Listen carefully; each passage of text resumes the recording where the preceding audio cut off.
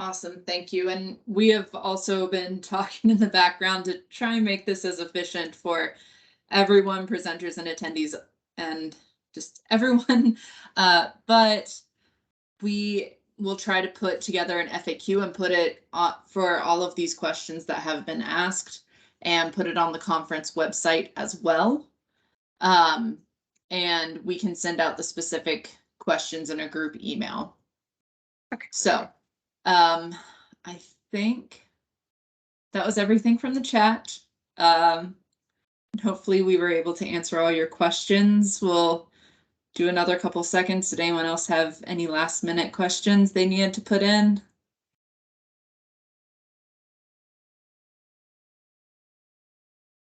Okay.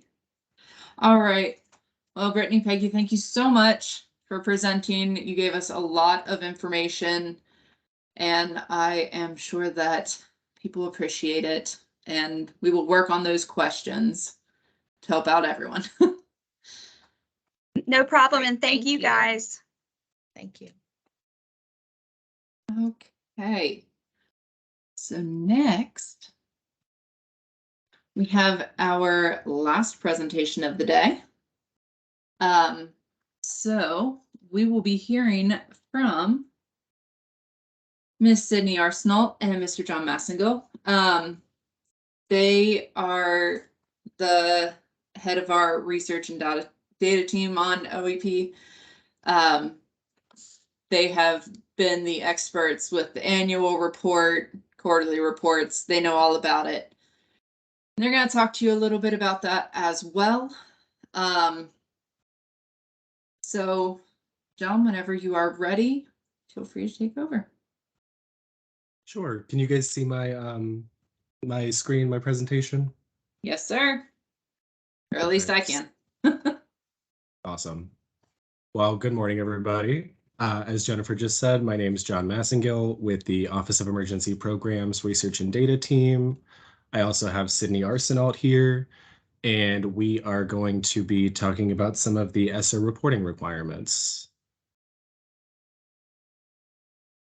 So first, a little claims progress report.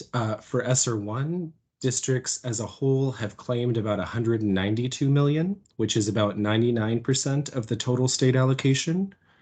For ESSER 2, we've claimed about 560 million, which is about 66% of the total state allocation. And for ARP ESSER, we have claimed about 348 million, which is about 16% of the total state allocation. And some ESSER 1 reminders. I know you guys have heard these quite a few times throughout the conference, but all ESSER 1 funds must be obligated by September 30th, 2022, which is this coming Friday.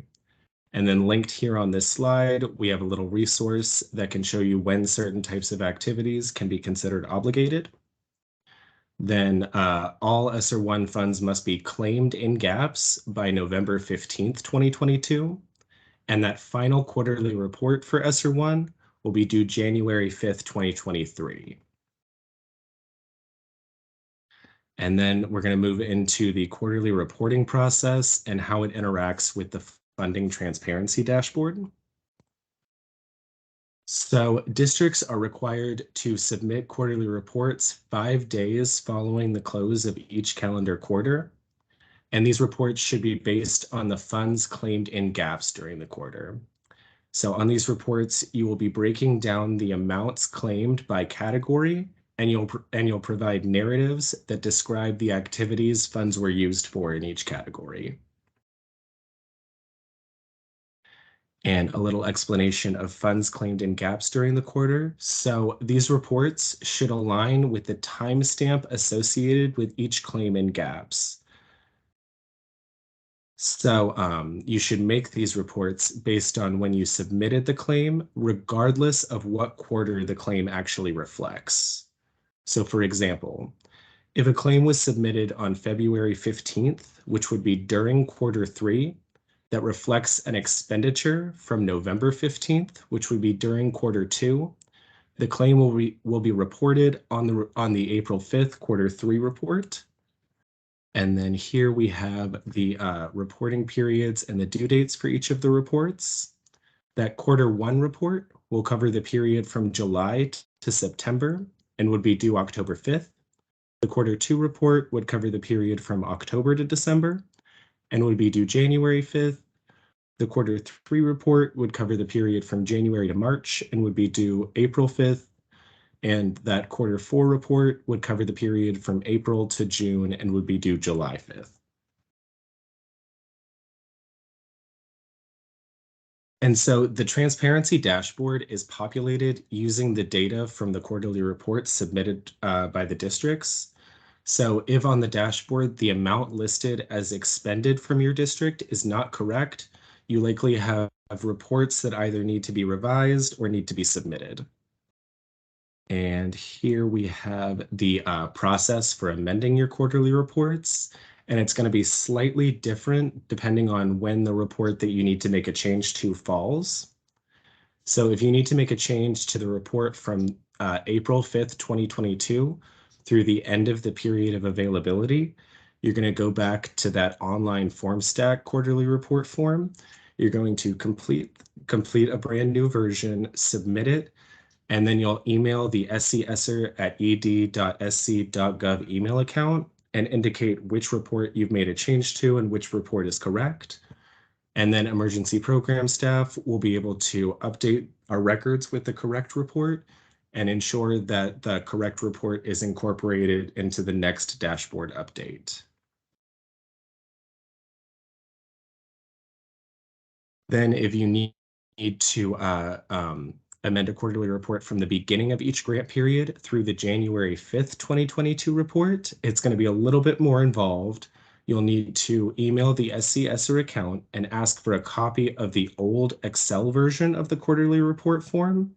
And you'll have to complete that form based on the old quarterly reporting process, where you were asked to provide both the funds claimed in gaps during the quarter and the actual expenditures during the quarter.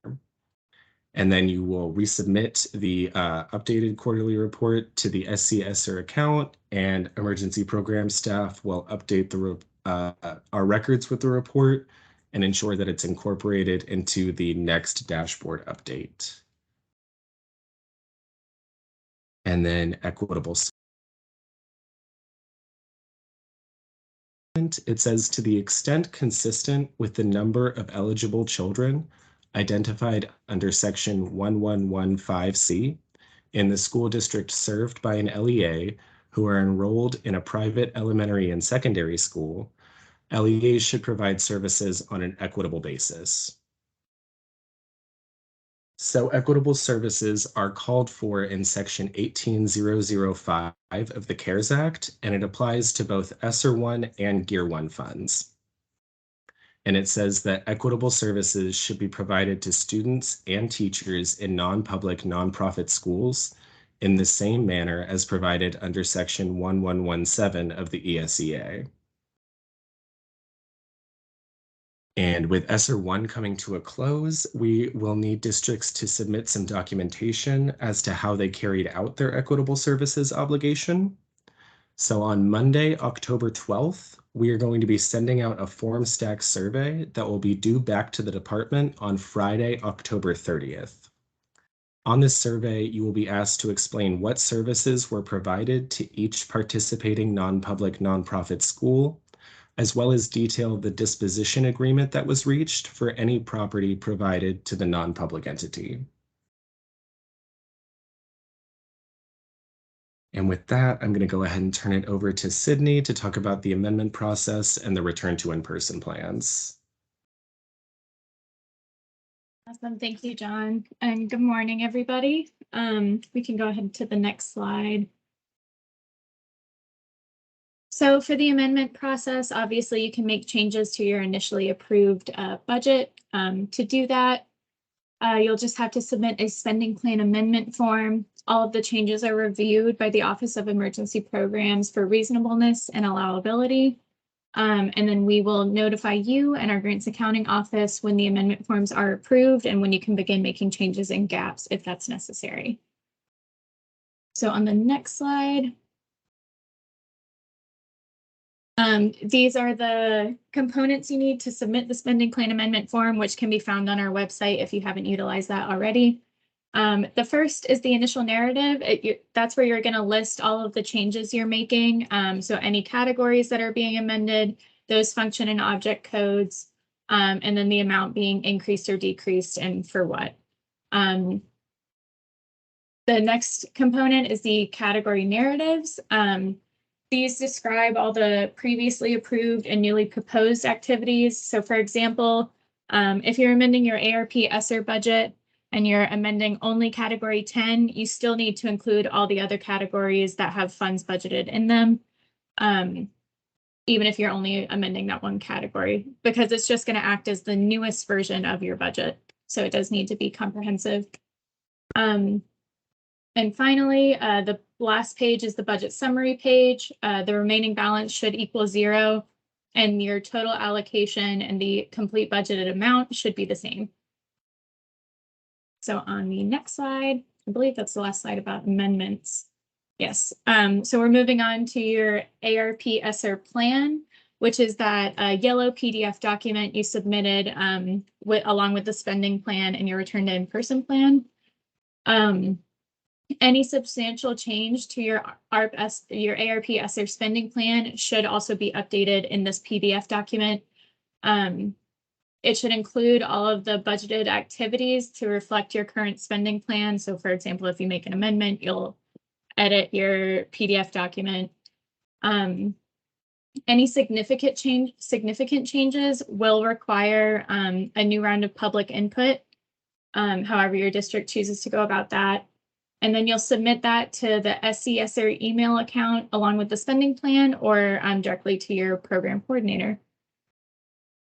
So for the next slide, thank you, John, I appreciate it.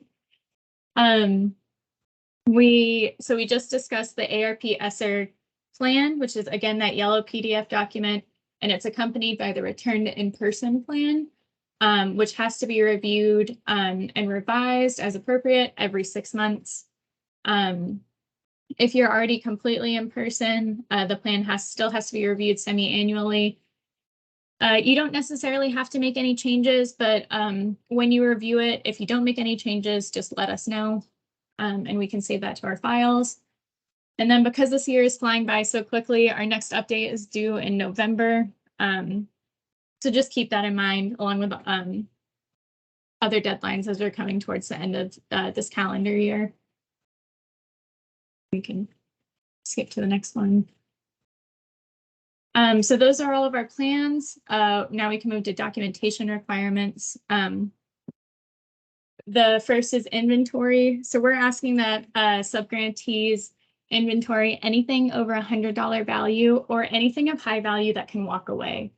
The example on the screen is a camera attachment for a laptop. Obviously, nowadays, these are fairly reasonable. They're likely not going to be over $100, but we do consider them high value. And they're one of those things that can just walk away really easily. So we're asking for an inventory of things like that. So camera attachments, higher level calculators, things like that. You don't have to inventory furniture, individual items that cost less than $100, obviously with that caveat of anything of high value, and then consumables like pens, pencils, things like that. So those are inventory requirements. And time and effort is required for all employees paid with ESSER funds. This does include bonuses and premium pay. In situations like that, blanket certifications are allowed, but they must be signed by someone with a firsthand knowledge of the employee's time. So again, just keep that in mind. Again, I know that closeout for ESSER 1 is coming up soon. So it's just important to keep in mind as we move to ESSER 2 and ARP. We can hit the next slide. Consolidation processes. I know that was a big thing for us this year. We may have some in the future. So to consolidate, districts must combine their ESSER 1, 2, and 3 spending plans, their return to in-person learning plans, and their ARP ESSER plans. Obviously, those return to in-person learning plans are only for ARP ESSER as well. So to do that, districts will review their GAPS expenditures to ensure they match the most recent spending plan. So we'll start there and make sure the spending plans are up to date. And then the State Department will review GAPS and de-obligate any remaining funds, combine those amounts, and re-obligate the remaining funds to the new consolidated district with a GAN. The combined spending plans are required for districts to enter their budget into GAPS. So even if you've already consolidated, but you don't have that combined spending plan, you can't begin spending the money because you can't enter your budget into GAPS. So we talk about that a little more on the next slide.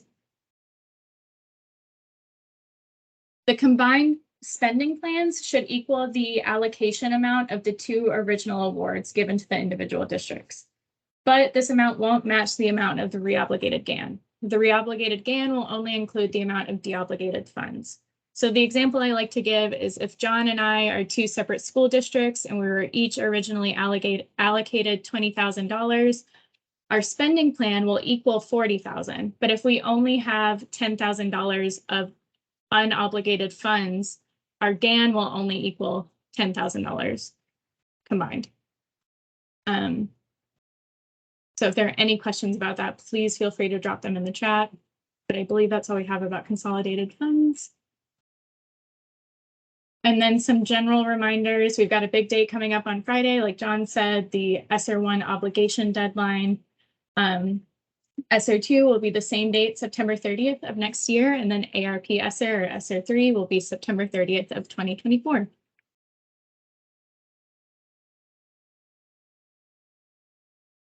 So what does obligation mean? This table can also be found on the federal website, which I believe we can link for you. And I'll just kind of go through this quickly because it is a little like word soup. So it's probably something that we'll all have to refer back to fairly frequently. So for example, an obligation for the acquisition of real or personal property. The obligation is made on the date when a binding written commitment to acquire the property is made. So a lease, a contract of sale, something like that. Personal services by an employee, that obligation is made when the services are performed. Personal services by a contractor is made when the written commitment is made. Performance of work other than personal services, that obligation is made on the date which a binding written commitment is made as well. Travel is made when the travel is taken, and then rental of real or personal property, that obligation is made when the property is being used. We can move on. But again, that table is likely something that we'll continuously have to refer to. Some ESSER 1 deadlines to keep in mind. Again, the funds have to be obligated by this Friday. All funds must be claimed by November 15th, 2022. The final quarterly reports for ESSER 1 are due on the January 5th deadline for quarterly reports of 2023.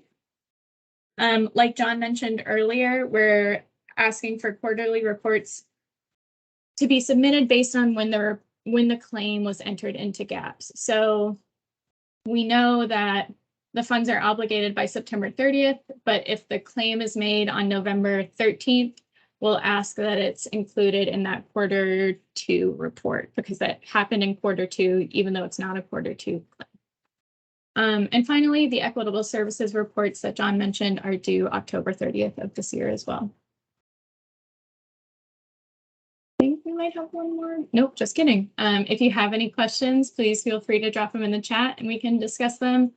Or you can email them to our SC ESSER email account, or John and myself are available via email as well. And I'll pause for any questions, but thank you guys for your time. We appreciate it. Thank you, Sydney. Thank you, John. That was very informative. We did get a couple questions in. If you all would like to answer them. The first one is, what is considered significant or substantial when referring to the ARP amendments? It would be anything that's like a brand new activity. So say you originally had like tutoring services budgeted and you're changing that to maybe an HVAC project, that would be considered significant and substantial. Okay. Another one says, so according to this, we can sign a contract for purchased services, my apologies, prior to September 30th and meet the deadline, even if the payment for the contract takes place after September 30th.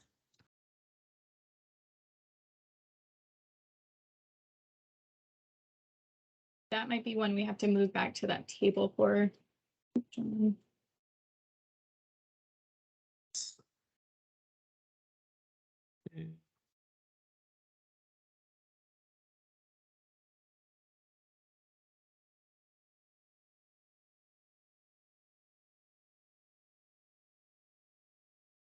We may have to think about that one a little bit more and get back to you on that. I will make a note of it so that we can get back and add that to the list of questions that has been accumulating. Okay. And so far the other one that has come in, just got in. It says, you mentioned equitable services for ESER 1, September 4th, 2020. A federal court judge ruled that equitable services was a violation. How is this information taken into account on your slide about providing services to private schools? So that was definitely a big topic in 2020. They definitely didn't rule it was a violation, but they did rule that former Secretary DeVos's interpretation of equitable services was a violation. At that time, back in 2020, we provided multiple paths forward because you definitely are still required to provide equitable services. But Judge Friedrich in that case went back to the actual language of the legislation that it would be provided in the same manner as under Title I. Okay, thank you for that clarification.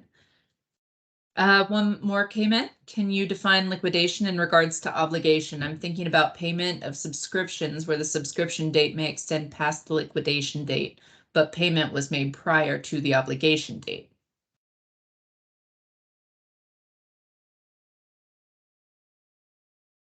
I think we may have to get back to you. Is that Trish on there? I can maybe give you a Yes. call specifically, Trish. Okay. And unless a couple more, they both said thank you. Unless a couple more come in, I believe that is all. Okay.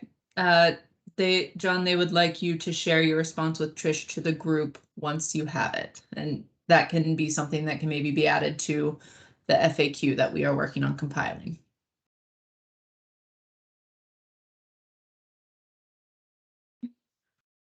Any more? Don't know that I'm seeing any. Okay. Well, unless any more come in, I think that is just about everything. So thank you two so much for presenting. That was very helpful, very informative. Emily has just posted in our chat our feedback form for day 2. Please, please, please fill that out so our presenters can know how they did.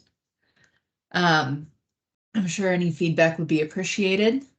Also, the slides and recordings will be available as soon as we possibly can. We will work on compiling that FAQ for you to send that out. And just so you have it, here once again is the link for our conference website page. So maybe you can bookmark it and come back and check on it. And I can let you know when those recordings and PowerPoints will be made available. Thank you all for coming and joining us in the first ESSER conference. We really appreciate you joining. If If you have any questions, please just email them to SCSer. And we thank you for your time. Hope you have a good day.